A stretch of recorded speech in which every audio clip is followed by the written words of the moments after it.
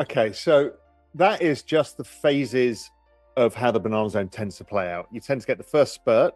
Bitcoin went from 50,000 to 100,000. It then corrects a bit. Everyone freaks out. I mean, it's ridiculous. I mean, it's literally ridiculous. The people freaking out from a correction like this. And then you usually get the alt season part. And that's when any moron can make money, including myself, in anything that you hold. And that is the alt season. That usually, in full throttle goes through till, let's say, April. And then it tends to get more selective in the final phase where they concentrate on the key themes. The crypto market is down 1.2% in the past 24 hours, continuing its weekly decline, sparking debates about whether this is a market top or a typical bull market pullback. In an interview with Real Vision, macro analyst and CEO Raoul shared his outlook. Despite the dip, he remains optimistic, citing factors like dollar liquidity, macro trends, and the potential for a crypto-friendly U.S. president. Powell predicts bullish momentum through April 2025, followed by a shakeout for weaker coins, urging investors not to panic despite market fear. So everybody's asking about, I put a big thread about it yesterday, has the market topped? What's going on? Is that M2 chart going to play out? Are we all f***ed? Is it going down to 75,000? Yada, yada, yada, yada. I mean, it's all day. And then it's like, oh my God, the Fed aren't going to cut rates. That's the end of the market. They can't, just so much noise. What I urge people, I wrote it, I think, in response to you, Ovi, is 2017-16 was a near identical setup. So the market has been following the pattern. But outside of that, Trump got elected. Everyone went, oh shit, tariffs. They're inflationary. The dollar screamed higher. Rates went higher.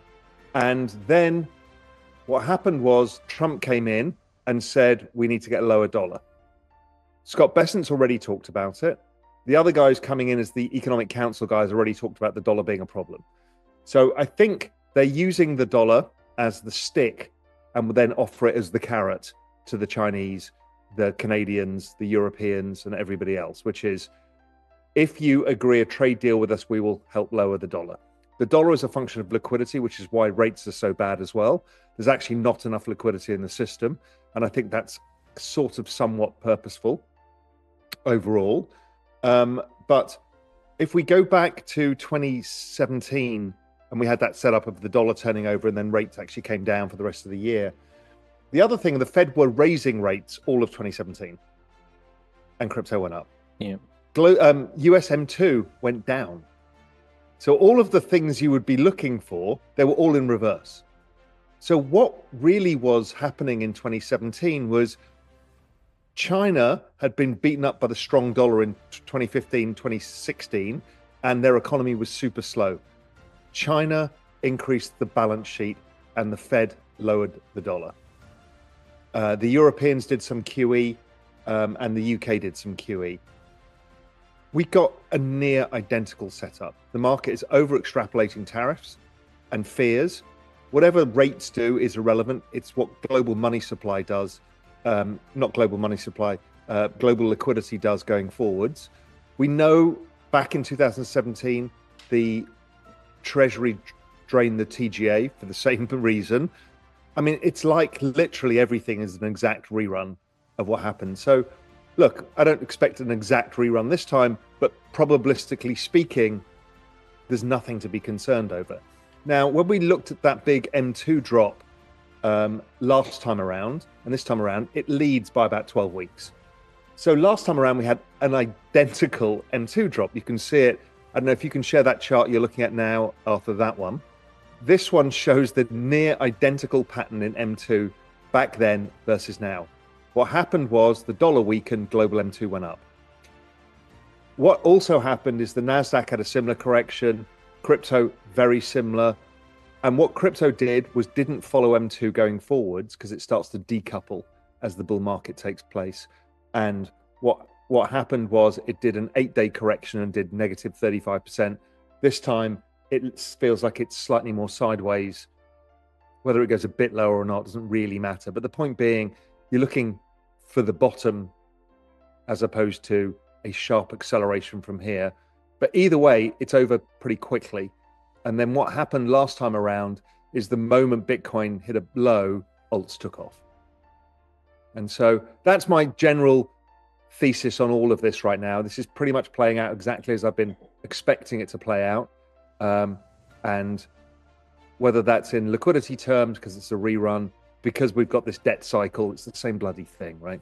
So that's my overall view. It's like, it's all fine. We just heard Raoul Pal talk about the fear in the market and share his outlook on where it's heading.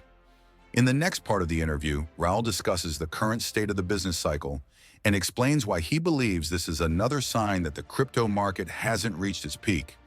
Let's listen to what he has to say. It normally decouples at this point in the cycle anyway, because it starts forward looking. Now, liquidity is actually, financial conditions drive liquidity.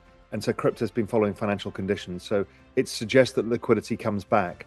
So, but then in the full bull market phase, it normally does decouple. So I don't think it's doing anything unusual whatsoever. And, you know, we're now a $3 trillion asset. You need more institutions in to drive the asset higher anyway. You know, people forget that. Like, the institutions here, it's amazing. Well, it has to be. If you want 100% rise, you need larger pools of capital now because it's a much bigger market. So, and over time, I think, yes, we get product market fit. I don't think AI is the product market fit currently. I think that's all narrative based versus the reality of the of where it is. But look, overall, the trends are all right. And we haven't even got the bloody administration in yet. We haven't got the clarity that we're all waiting for. And everyone's kind of a max fear right now. It's crazy. But that's a good setup, right? It's just a good setup for the year. The other thing that's interesting about this cycle is the best indicator for almost everything in the world is the ISM survey, you know, the business cycle. The ISM is still not above 50. Yeah. And, you know, back in 2017, it had come 50, but by about Feb, March, it really started accelerating. So we haven't even had a business cycle yet.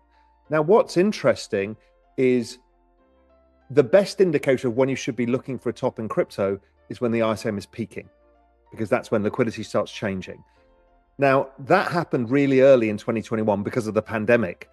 So it happened in March 2021. 2017 didn't happen until the end of the year.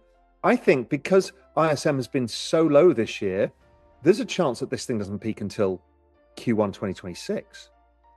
So it's a slightly different cycle, but we're just not even in the ballpark of looking for a larger top. So I think the business cycle is still not above 50. It will go above 50. That means corporate earnings go up, and then we get rid of that bifurcation between the tech stocks, which are cash flow driven, zero debt, and the regular economy.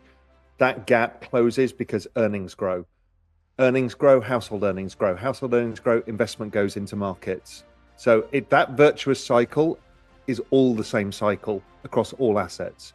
The next phase of this, we will see the cyclical plays, the commodity plays, all starting to rally as the global economy starts to recover. So that's all to come.